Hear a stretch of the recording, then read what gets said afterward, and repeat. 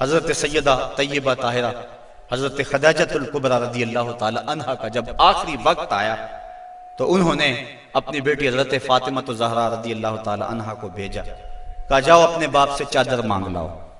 تو سیدہ فاطمہ حاضر ہوئیں، عرض کی امی چادر مانگ رہی ہیں۔ تو حضور علیہ السلام نے فرمایا بیٹا اپنی ماں سے پوچھو نا چادر کیا کرنی ہے۔ تو حضرت خدیجہ الکبریٰ رضی اللہ تعالی عنہا کی خدمت میں پوچھنے کے لیے حضرت فاطمہ واپس آ رہی ہیں تو حضرت نبی رحمت صلی اللہ علیہ وسلم بھی پیچھے آ گئے۔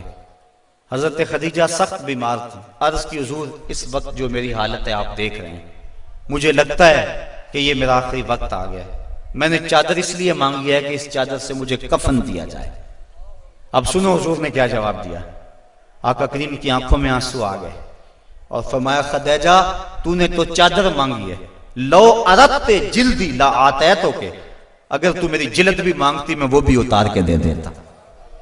یہ ہے محبت بیوی کے ساتھ، یہ ہے پیار کا رشتہ۔ حضرت ام المومنین سیدہ عائشہ صدیقہ رضی اللہ تعالی عنہا فرماتی ہیں حضور کثرت سے حضرت خدیجہ کا تذکرہ کرتے تھے۔ ایک دن مجھ سے نہ رہا گیا، میں نے کہا حضور آپ اس بوڑھی عورت کا تذکرہ نہیں چھوڑتے؟ تو حضور نے فرمایا عائشہ مجھے خدیجہ کے بارے تکلیف نہ دو، جب پورے مکے نے میرا انکار کیا تھا اس نے میرا اقرار کیا تھا۔ حضرت عائشہ صدیقہ رضی اللہ تعالی عنہا فرماتی ہیں ایک دن حضور بقیع سے واپس آ رہے تھے، میرے سر میں سخت درد ہو رہا تھا، حضور تشریف لائے تو میں نے کہا واہ راسا ہو، ہائے میرا سر گیا۔ تو حضور علیہ السلام نے کہا وَأَنَا یا عائشہ، عائشہ یہ تیرے سر میں درد نہیں، یہ تو میرے سر میں درد ہو رہا ہے۔ یہ بیوی کے ساتھ محبت کا انداز ہے جو حضور نے اختیار فرمایا۔ یہ کیسا پیار ہے، یہ کیسی الفت ہے، ذرا غور تو کریں۔ حضرت سودا رضی اللہ تعالی عنہا حضور ان کے ہاں تشریف فرما تھے۔ حضرت عائشہ صدیقہ رضی اللہ تعالی عنہا نے کچھ پکایا، مٹھی چیز تیار کی، جی میں آیا حضور کو دوں۔ آقا کریم حضرت سودا رضی اللہ تعالی عنہا کے ہاں تھے، انہوں نے وہ شے اٹھائی اور حضرت سودا کے حجرے میں چلی گئیں، وہ چیز رکھی، کھانا شروع کیا، حضور بھی تناول کر رہے ہیں، حضرت عائشہ رضی اللہ تعالی عنہا بھی تناول کر رہی ہیں، لیکن حضرت سودا نہیں لے رہے۔ ان کے دل میں یہ بات آ گئی کہ میری باری تھی اور یہ کھانا تیار کر کے ادھر لے آئی ہیں، اس لیے وہ نہیں کھا رہے۔ تو حضرت عائشہ صدیقہ رضی اللہ تعالی عنہا نے اس حلوے یا اس کھیر سے انگلی کے ساتھ تھوڑی سی چیز لگائی، حضرت سودا کے رخسار پہ مل دی۔ اب حضرت سودا نے عرض کی حضور یہ دیکھو انہوں نے کیا کیا ہے۔ تو آقا کریم نے فرمایا نیکی کی جزا نیکی اور برائی کی جزا برائی، ایسا کرو کہ تم بھی بدلہ لے لو۔ تو حضرت سودا نے انگلی لگائی اور حضرت عائشہ صدیقہ رضی اللہ تعالیٰ عنہ کے چہرے پہ لگا دی۔ اب ان کے چہرے پہ بھی وہ حلوہ یا وہ کھیر وغیرہ لگی ہے، ان کے چہرے پہ بھی لگی ہوئی ہے۔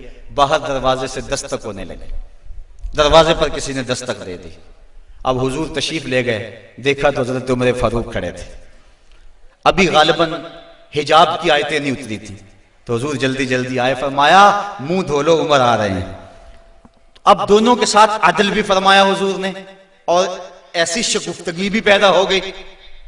بعض مرد سمجھتے ہیں کہ ہم مرد ہیں اور ہمیں عورتوں کے ساتھ بالکل سیریس رہنا چاہیے، ان کے ساتھ کوئی مزاح نہیں کرنا چاہیے، جبکہ مزاح فرمانا چاہیے عورتوں کے ساتھ۔ حضور نے فرمایا ہے، حضرت عائشہ صدیقہ رضی اللہ تعالی عنہا اور حضور جا رہے تھے کسی سفر پہ، حضور کی عادت یہ تھی جب قافلے میں ہوتے سفر کرتے تو سب سے پیچھے ہوتے، تو قافلہ تھوڑا سا آگے چلا گیا تو حضور نے فرمایا عائشہ دوڑ نہ لگائیں، عرض کی ہاں ٹھیک ہے۔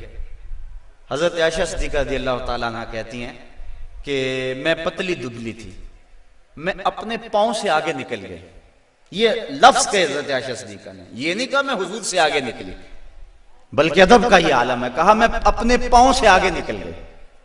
خیر معاملہ ختم ہو گیا، کافی عرصہ بیت گیا، ایک دن پھر ہی ایسا موقع بنا، میرے جسم میں تھوڑی سی فربہی آ گئی تھی، تو حضور نے فرمایا عائشہ دوڑ نہ لگائیں، میں نے کہا لگاتے ہیں۔ تو جب دوڑ لگائی تو میں پیچھے رہ گئی، حضور آگے چلے گئے، تو حضور نے پیچھے پلٹ کے دیکھا اور مسکرا کے فرمایا یہ اس دن والا بدلہ ہو گیا۔ تو اب مزاح فرمایا حضور علیہ السلام نے، اور حضرت عائشہ صدیقہ رضی اللہ تعالی عنہ فرماتی ہیں کہ اللہ کے محبوب علیہ السلام مجھے حمیرہ کہہ کے پکارتے تھے، یہ محبت کا عالم تھا۔ تو عورت کے ساتھ حسن سلوک کرنے کا درس دیا گیا ہے، تو فرمایا اس کو مارو نہ، ولا یکبہ، اور اس کو گالی نہ دو۔ عورت کو گالی گلوچ کرنا یہ کوئی اچھی عادت نہیں ہے۔ کسی کو گالی دیں آپ یا مجھے کوئی گالی دے تو میرے دل میں جو ہے وہ زخم لگے گا اس گالی کا۔ وہ کیا کسی عربی شاعر نے کہا ہے، تلوار کے زخم ہیں وہ مٹ جاتے ہیں لیکن جو زبان کے زخم ہیں وہ نہیں مٹتے۔ کسی کا مارا ہوا بول ختم نہیں ہوتا۔ اب کسی کو کوئی بات کہہ دے تو ساری زندگی وہ زخم نہیں مٹتا۔ تو جن میاں بیوی نے اکٹھے رہنا ہو ساری زندگی اور وہ خامد گالیاں دے تو بیوی کے دل میں کتنی نفرت پیدا ہو جائے گی۔ یہ آئلی زندگی کا سسٹم تباہ ہوگا یا نہیں ہوگا؟ اس لیے حضور نے فرمایا کہ چوتھا حق یہ ہے کہ وہ گالی نہ دے، اور پانچواں حق یہ بیان فرمایا حضور نے، وَلَا يَحْجُرْ إِلَّا فِي الْبَيْتِ۔ عورت کی کوئی عادت ناپسند ہے یا کوئی ایسا معاملہ ہو گیا تو حکم ہے پہلے اسے سمجھاؤ۔ اگر وہ سمجھتی نہیں ہے تو پھر حکم ہے کہ اس کا بستر الگ کر دو۔ اب علماء نے اس کے ساتھ بھی شرط لگائی ہے، بستر الگ کرنے کا یہ مفہوم نہیں ہے کہ اس سے بول چال چھوڑ دو۔ اگر بول چال چھوڑ دو گے بچوں پہ اثر پڑے گا۔ بستر کو الگ کرنا یہ تمہارے میاں بیوی کا معاملہ ہے، بچوں کو پتہ نہ چلے، بچوں کی تربیت خراب ہو جائے گی اگر تم اس سے جو ہے وہ ایسا الجھاؤ پیدا کر لو گے۔ اور پھر کہا کہ فی البیت، اس کو الگ گھر میں کرو، اس کو میکے نہ بھیجو۔ اگر میکے بھیجو گے تو اس کے والدین کو تکلیف ہوگی، تو تمہارے دو خاندانوں کے اندر فساد بپا ہوگا۔ کیسی حکمت بھرے جملے ہیں۔ فرمایا ایک تو اس کو جدا کرو، دوسرا گھر کے اندر کرو، کسی تیسرے کو کانوں کان خبر نہ ہو، اور عورت جو ہے وہ تمہاری جدائی برداشت نہیں کر سکے گی، کیونکہ عورت کی فطرت اور ضرورت ہے مرد۔ وہ مرد کو دیکھ کر تسکین پاتی ہے، اور مرد کا چہرہ اجڑ جائے تو گھر اس کو کھانے کو آتا ہے، گھر میں اسے سکون ہی ملے گا، ہر طرح کی دولت و آسودگی ہو، لیکن خامد کا چہرہ سیدھا نہ ہو تو عورت کو سکون ہی نہیں ملے گا۔ اس لیے فرمایا کہ تم اس سے ناراض ہو جاؤ، بگڑ جاؤ، لیکن گھر کے اندر بستر سے الگ ہو جاؤ، الگ سونا شروع کر دو، لیکن گھر کے اندر، تاکہ بچوں کے حالات پر بھی فرق نہ آئے اور تمہارے خاندانوں کے اندر بھی تفریق نہ پڑے۔ تو کہا یہ حق ہیں عورت کے مرد کے ذمے۔ اب ذرا ان پہ بار بار غور کریں۔ فرمایا جو خود کھاتے ہو انہیں کھلاؤ، جو خود پہنتے ہو انہیں پہناؤ، اور چہرے پر نہ مارو، اور فرمایا ان کے بستر الگ کر دو اور ان کو گالی نہ دو۔ یہ حضور علیہ السلام نے عورت کے حق بیان فرمائے۔ اور پھر حضور نبی رحمت صلی اللہ علیہ وآلہ وسلم نے یہ بھی ارشاد فرمایا، اکمل المؤمنین ایمانا احسنہم خلقا وخیارکم خیارکم لأہلہ۔ فرمایا تم میں سے کامل ایمان اس شخص کا ہے جس کے اخلاق اچھے ہیں، خلق اچھا ہے، جس کا منہ میٹھا ہے، جس کی بولی ٹھیک ہے۔ وہ کیا کسی نے کہا تھا، لہجے میں اگر رس ہو تو دو بول بہت ہیں۔ انسان کو رہتی ہے محبت کی زبان یاد۔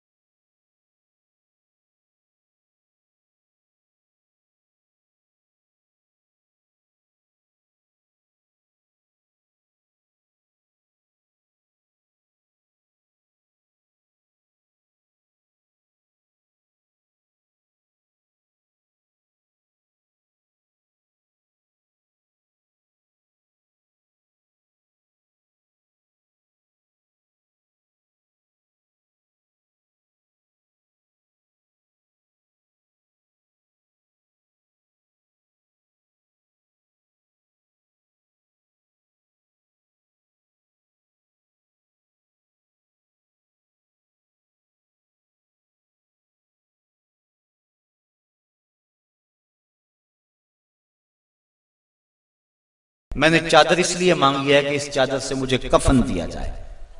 اب سنو حضور نے کیا جواب دیا۔ آقا کریم کی آنکھوں میں آنسو آ گئے اور فرمایا خدیجہ تو نے تو چادر مانگی ہے، لو اردت جلدی لا آتیتو کے، اگر تو میری جلد بھی مانگتی میں وہ بھی اتار کے دے دیتا۔ یہ ہے محبت بیوی کے ساتھ، یہ ہے پیار کا رشتہ۔ حضرت ام المومنین سیدہ عائشہ صدیقہ رضی اللہ تعالی عنہ فرماتی ہیں حضور کثرت سے حضرت خدیجہ کا تذکرہ کرتے تھے۔ ایک دن مجھ سے نہ رہا گیا، میں نے کہا حضور آپ اس بوڑھی عورت کا تذکرہ نہیں چھوڑتے؟ تو حضور نے فرمایا عائشہ مجھے خدیجہ کے بارے تکلیف نہ دو، جب پورے مکے نے میرا انکار کیا تھا اس نے میرا اقرار کیا تھا۔ حضرت عائشہ صدیقہ رضی اللہ تعالی عنہ فرماتی ہیں ایک دن حضور بقیع سے واپس آ رہے تھے، میرے سر میں سخت درد ہو رہا تھا، حضور تشریف لائے تو میں نے کہا واہ راسا ہو، ہائے میرا سر گیا۔ تو حضور علیہ السلام نے کہا وَآنَا یا عائشہ، عائشہ یہ تیرے سر میں درد نہیں، یہ تو میرے سر میں درد ہو رہا ہے۔ یہ بیوی کے ساتھ محبت کا انداز ہے جو حضور نے اختیار فرمایا۔ یہ کیسا پیار ہے، یہ کیسی الفت ہے، ذرا غور تو کریں۔ حضرت سودا رضی اللہ تعالی عنہ حضور ان کے ہاں تشریف فرما تھے۔ حضرت عائشہ صدیقہ رضی اللہ تعالی عنہ نے کچھ پکایا، میٹھی چیز تیار کی، جی میں آیا حضور کو دوں۔ آقا کریم حضرت سودا رضی اللہ تعالی عنہ کے ہاں تھے، انہوں نے وہ شے اٹھائی اور حضرت سودا کے حجرے میں چلی گئیں۔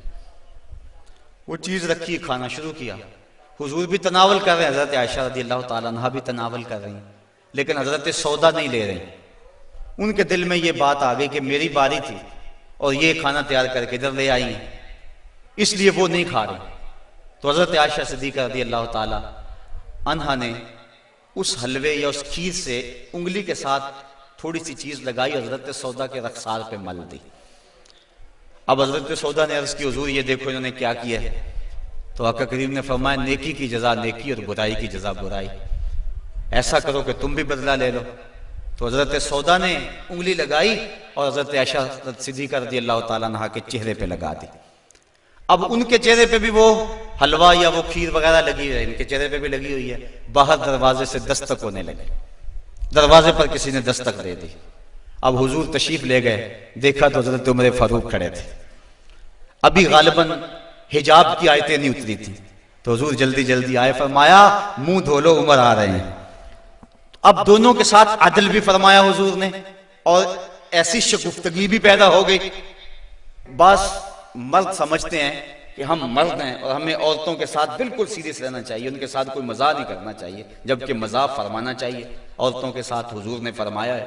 حضرت عائشہ صدیقہ رضی اللہ تعالی عنہ اور حضور جا رہے تھے کسی سفر پہ، حضور کی عادت یہ تھی جب قافلے میں ہوتے سفر کرتے تو سب سے پیچھے ہوتے، تو قافلہ تھوڑا سا آگے چلا گیا، تو حضور نے فرمایا عائشہ دوڑ نہ لگائیں، عرض کی ہاں ٹھیک ہے۔ حضرت عائشہ صدیقہ رضی اللہ تعالیٰ عنہ کہتی ہیں کہ میں پتلی دبلی تھی، میں اپنے پاؤں سے آگے نکل گئی۔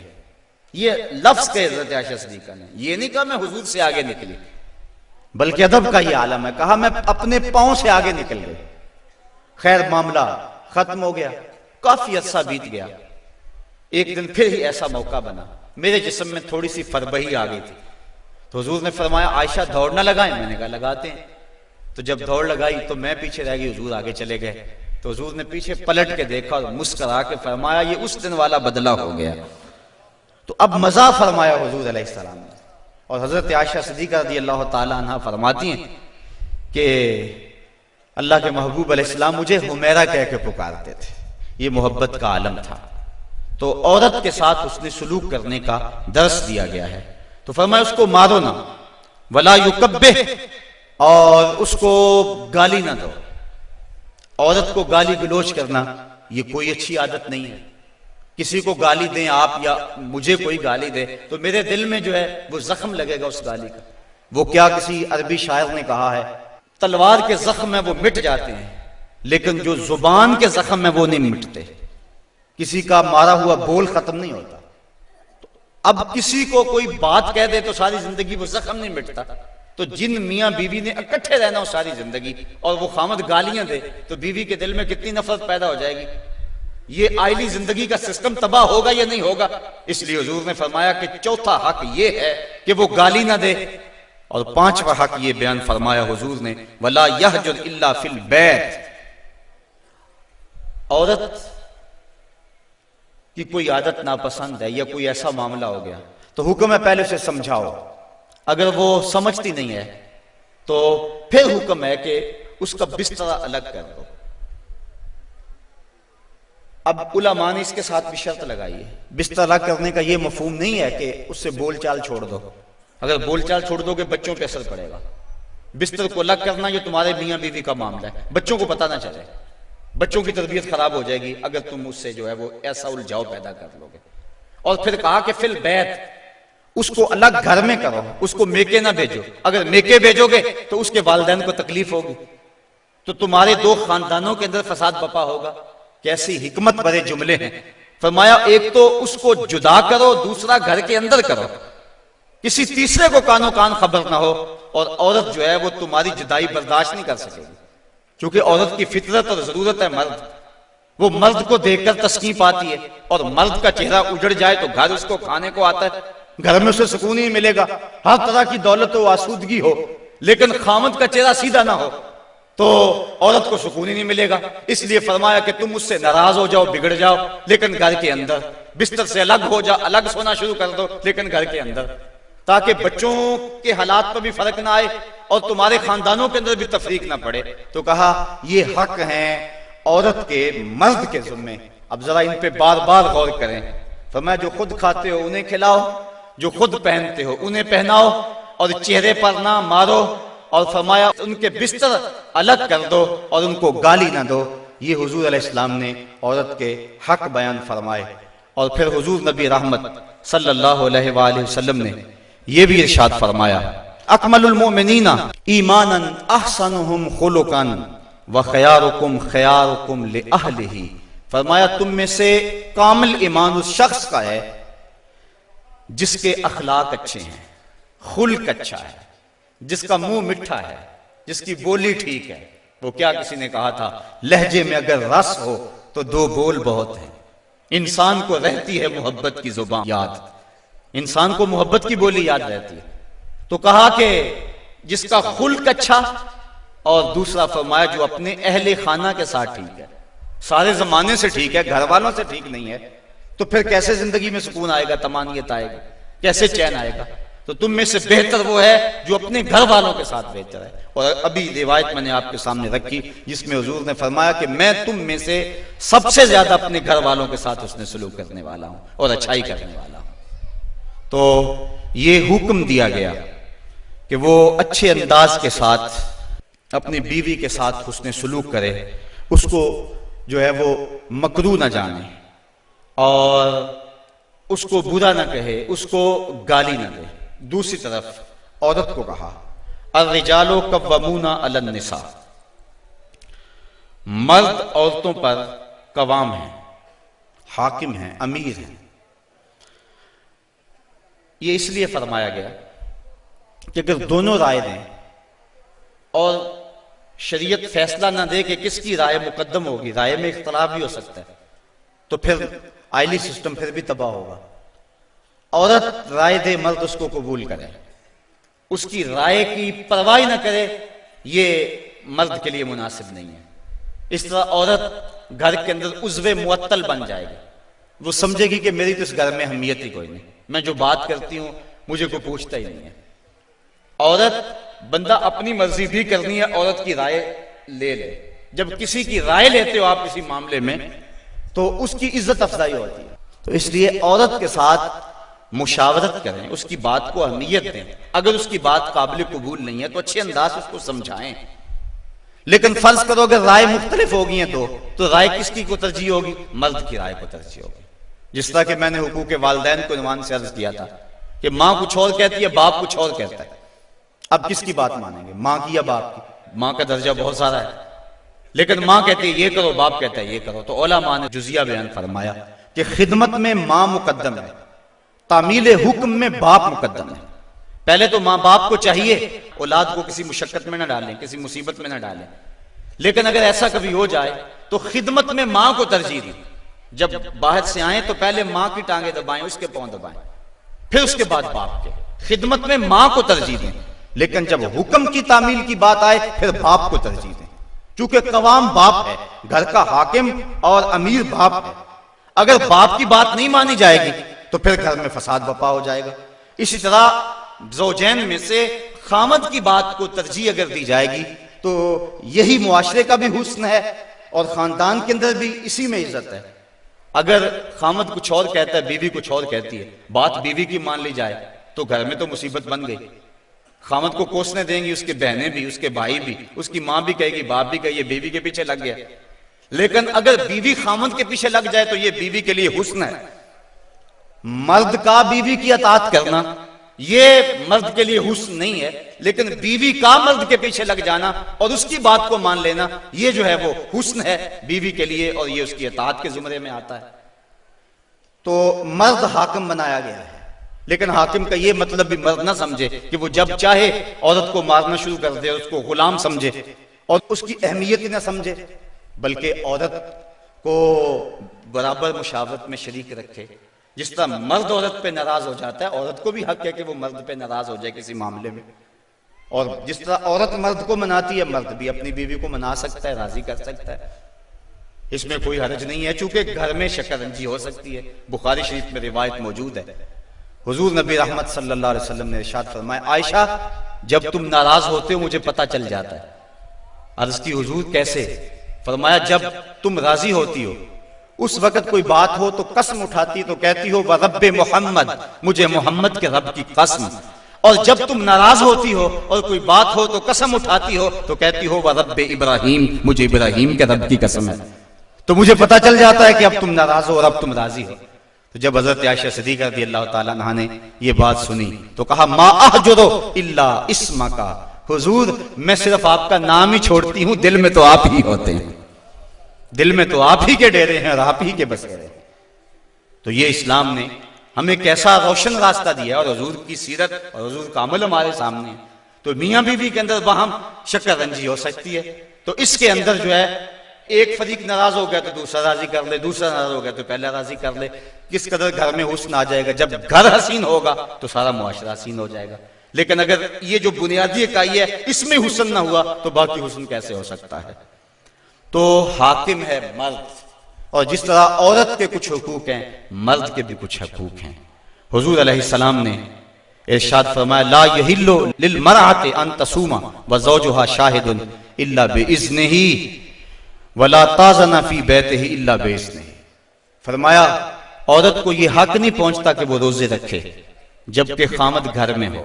نفلی روزہ رکھنا اگر عورت کو ہو تو وہ خامد سے پوچھ کے رکھے گی، خامد کی اجازت اور اذن کے بغیر عورت روزہ بھی نہیں رکھ سکتی، چونکہ خامد کی رضا کا حاصل کرنا عورت کے لیے بہتر نفلی عبادت ہے۔ اس لیے اگر خامد راضی نہیں ہے تو روزہ نہ رکھے، راضی ہے تو رکھ لے۔ اور فرمایا حضور علیہ السلام نے دوسری بات یہ ہے کہ وہ اس کے گھر میں جس کو وہ ناپسند کرتا ہے اس کو آنے نہ دے، اذن نہ دے۔ اور ایک حدیث کے اندر یہ لفظ ہیں کہ حضور علیہ السلام نے ارشاد فرمایا کہ وہ خامند کے بستر کو روندنے نہ دے۔ یعنی خامند جس بستر پہ بیٹھتا ہے، سوتا ہے، آرام کرتا ہے، اس بستر پہ کسی کو نہ چڑھنے دے۔ اور اس پر حضرت ام حبیبہ رضی اللہ تعالی عنہا کا عمل ہمارے سامنے ہے۔ یہ ابو سفیان کی بیٹی ہیں، اور حضور پر حضرت ام حبیبہ ایمان لے آتی ہیں، ان کا شوہر بھی ایمان لے آتا ہے۔ جب ہجرت حبشہ ہوئی تو یہ دونوں میاں بیوی حبشہ کی طرف ہجرت کر گئے۔ کچھ عرصہ وہاں گزرا، ایک دن حضرت ام حبیبہ سوئیں تو خواب دیکھا ہے کہ میرے خامد کا چہرہ بدل گیا، تو سخت پریشان ہوئی۔ صبح اٹھی تو پتہ چلا کہ خامد عیسائی ہو گیا، کسی عیسائی کے پاس بیٹھنا اٹھنا تھا تو اس نے اپنا دین بدل لیا۔ تو حضرت ام حبیبہ رضی اللہ تعالیٰ عنہ الگ ہو گئی۔ کچھ عرصے کے بعد خامد بھی فوت ہو گیا۔ اب وہاں پردیش میں سارے جہان کو چھوڑ کر وہاں گھر بس آیا تھا تو وہاں وہ تنہا ہو گئی، تو سخت پریشان تھی۔ آقا کریم علیہ السلام نے حبشہ کے حکمران نجاشی کے ذریعے حضرت ام حبیبہ رضی اللہ تعالی عنہا کو پیغام نکاح بھیجا۔ نجاشی نے ایک لونڈی بھیجی کہ جا کے ام حبیبہ کو کہو کہ اللہ کے نبی تم سے نکاح کرنا چاہتے ہیں۔ اب حضرت ام حبیبہ کی زبانی اگلی کہانی سنیے. کہتی ہے میں گھر میں بیٹھی ہوئی تھی کہ باہر دروازے پہ دستک ہوئی. میں نے دروازہ کھولا تو ایک خاتون کھڑی تھی. میں نے اس کو بٹھایا تو وہ کہنے لگی میں نجاشی کی سمت سے آئی ہوں، اللہ کے محبوب صلی اللہ علیہ وسلم نے تجھے نکاح کا پیغام بھیجا ہے. کہتی ہیں ایک لمحے کے لیے تو میں حیران ہوئی اور پھر میری خوشی کی انتہا نہ رہی، اور گھر کے اندر جو کچھ موجود تھا اس وقت میرے پاس، میں نے سب کچھ بطور انعام اس لونڈی کو دے دیا.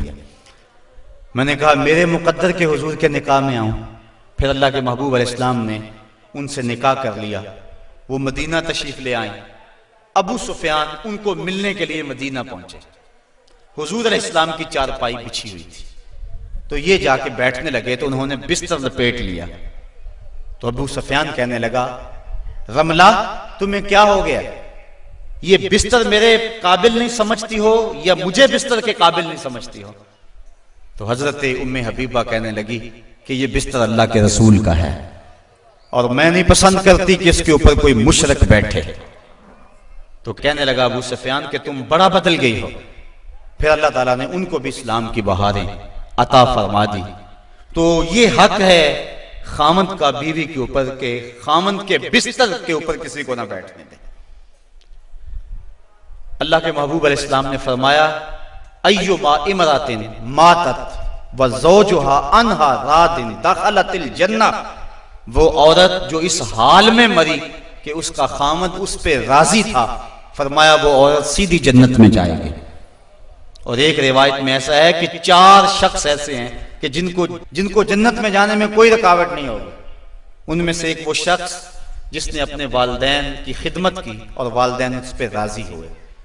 دوسرا وہ شخص جس کے بال بچے زیادہ تھے، ذرائع آمدنی تھوڑے تھے، لیکن اس نے بچوں کے پیٹ میں حرام کا ایک لقمہ بھی نہیں جانے دیا.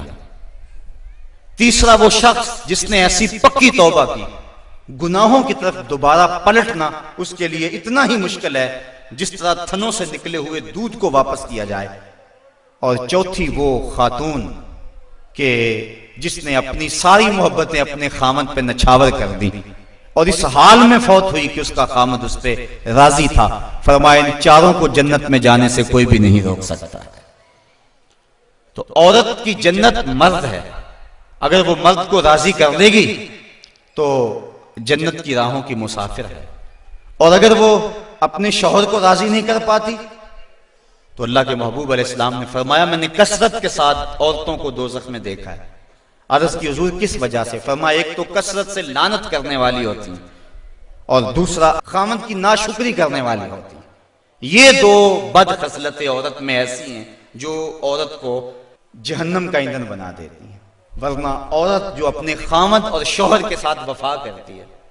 کسی بزرگ نے کہا کہ عورت نے 2 بول بولے کہ میں تیری ہوں، پھر زمانہ بدل گیا وہ نہ بدلی، اس نے وفا کی حد کر دی. تو وہ بزرگ کہتے ہیں جس طرح عورت نے وفا کی حد کر دی، اگر بندہ اپنے رب سے حد کر دے یوں وفا کی تو اللہ کتنا کرم اس کے اوپر فرمائے. اب عورت دکھ بھی سہتی ہے، تکلیفیں بھی سہتی ہے، لیکن اپنے اس قول سے نہیں پھرتی، بدلتی نہیں ہے.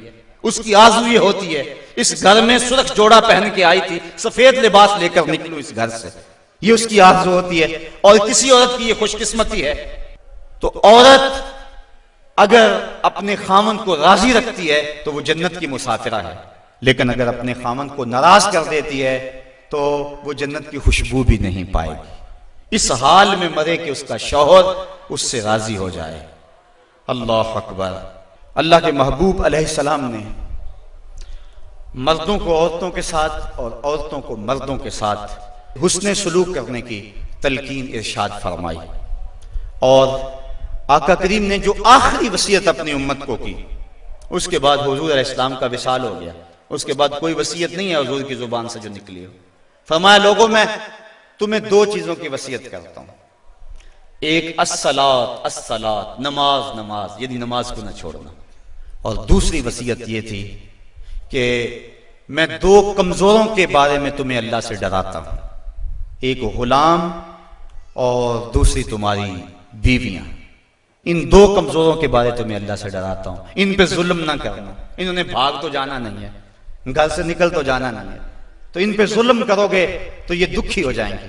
تو آقا کریم علیہ السلام نے فرمایا ان دو کمزوروں کے بارے میں تمہیں اللہ سے ڈراتا ہوں۔ بلکہ اس قدر حضور نے عورتوں کی نزاکت کا لحاظ رکھا، ایک سفر پہ تھے، ایک شخص اونٹوں کو ہانک رہا تھا، اس کا نام تھا انجشا، تو وہ جلدی جلدی اونٹوں کو نا ہانکنے کی کوشش کر رہا تھا تاکہ جلدی پہنچ جائے۔ تو آقا کریم نے فرمایا انجشا آہستہ آہستہ، فرمایا یہ جو اونٹوں کے اوپر عورتیں بیٹھی ان کی طرف اشارہ کر کے کہا یہ نازک آبگینے ہیں، کہیں ٹوٹ نہ جائیں۔ عورتوں کو نازک آبگینے قرار دیا۔ آج ہمارے معاشرے کے اندر گھروں میں جو جنگ و جدل کا ماحول ہوتا ہے اور عورتوں کے ساتھ جو سلوک کیا جاتا ہے، بتاؤ یہ نازک آبگینے سلامت رہ سکتے ہیں؟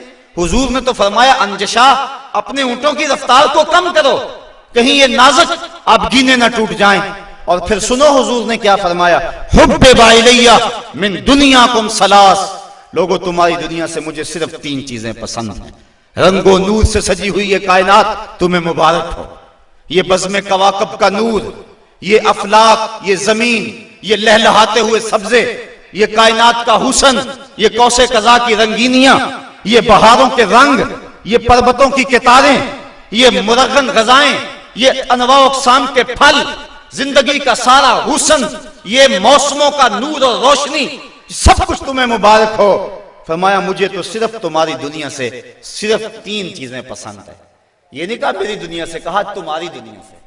بلکہ ایک حدیث کے لفظ حضور نے یوں فرمایا کہ میری مثال ایسے ہے تمہاری دنیا کے ساتھ جس طرح کوئی مسافر گزر رہا ہو اور راستے میں کوئی درخت ہو اور وہ چند لمحوں کے لیے اس کی چھاؤں میں بیٹھ جائے۔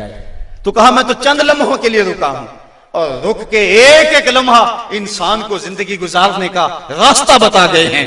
چند لمحوں کے لیے وہ ٹھہرے ہیں جس پیڑ کے نیچے، سنا ہے آج تک اس پیڑ کا سایہ مہکتا ہے، آج تک وہاں روشنیاں پھیلی ہوئی ہیں۔ تو کہا حبب الیہ من دنیاکم ثلاث، مجھے تمہاری دنیا سے صرف 3 چیزیں پسند ہیں، الطیب والنساء وجعلت قرۃ عینی فی الصلاۃ، ایک خوشبو، دوسری منکوحہ عورتیں، اور تیسری میری آنکھوں کی ٹھنڈک نماز میں رکھی گئی ہے۔ تو صاحبو، میرے اور آپ کے آقا و مولا حضور نبی رحمت صلی اللہ علیہ وآلہ وسلم نے یہی ہمیں وصیتیں کی، عورتوں کے ساتھ اس نے سلوک کرنے کا، اور عورتوں کو حکم دیا کہ تم اپنے خامند کے ساتھ اس نے سلوک کرو، بلکہ فرمایا کہ اگر اللہ کے علاوہ کسی کو سجدہ جائز ہوتا تو میں بیوی کو حکم دیتا کہ وہ اپنے خامند کو سجدہ کیا کرے۔ عورت کو یہ بھی اذن نہیں ہے کہ وہ مرد کی اجازت کے بغیر گھر سے نکلے۔ اگر مرد پابند کرنا چاہے عورت کو ہمت نہیں ہے کہ نکلے، شریعت نے منع کیا، بلکہ حضور نے ارشاد فرمایا جب کوئی عورت مرد کی رضا اور اذن کے بغیر گھر سے باہر نکلتی ہے تو آسمانوں کے سارے فرشتے اس عورت پہ لعنتیں نازل کرتے ہیں، اور پھر جب وہ گزرتی ہے جن راہوں سے، انسانوں اور جنوں کے علاوہ باقی ہر درخت، ہر پتھر، ہر شے جو راستے میں آتی ہے اس عورت پہ لعنت بھیجتا ہے۔ تو عورت کو مرد کے اذن کے بغیر گھر سے نکلنے سے روکا گیا، اس کو کہا کہ تو گھر میں ٹھہری رہنا، تیری یہ وفا کا تقاضا ہے۔ اور دوسرے مرد کو حکم دیا گیا کہ تو نے اس کا خیال رکھنا ہے، جو خود کھائے اس کو کھلائے، جو خود پہنے اس کو پہنائے، اگر کوئی نوبت تکرار اور لڑائی کی آ جائے اس کے چہرے پہ نہیں مارنا۔ بعض علماء نے کہا کہ اگر مارنا ناگزیر ہو جائے، جس طرح کہ سورہ نساء میں اللہ تعالیٰ نے فرمایا کہ اگر ان سے کوئی ایسا کام سرزد ہو جائے تو پھر ان کو مار لو، تو اس کی شرط لگائی کہ مار علم والی نہ ہو بلکہ اس سے ذہنی تکلیف پہنچانا مقصود ہو۔ اور بعض نے کہا کہ مسواک کی مقدار کے اندر روئی لے کر اس روئی کا ایک ڈنڈا بنایا جائے اور روئی اس عورت کو ماری جائے۔ اب بتاؤ روئی کے ڈنڈے مارنے سے عورت کو کوئی تکلیف ہوگی، یا سرہانہ پکڑ کے اس کو مارو گے تو کوئی تکلیف ہوگی؟ تو مقصد عورت کے اوپر مرد نے اپنے غصے کو نکالنا ہے، ورنہ یہ ایک ایسا نازک آبگینہ ہے کہ اگر تم ڈنڈوں سے مارنے لگو گے، ٹھڈوں سے مارو گے اور زبان سے گالیاں دے گے تو یہ مقدس رشتہ اور یہ نازک آبگینہ ٹوٹ جائے گا اور گھر کا ماحول خراب ہو جائے گا۔ وہی میاں بیوی کامیاب زندگی گزارتے ہیں اور انہی کی اولادیں درست ہوتی ہیں جو ان چیزوں کا لحاظ اور خیال رکھ کے محمد عربی کی سنت سیرت پہ عمل کرتے ہیں۔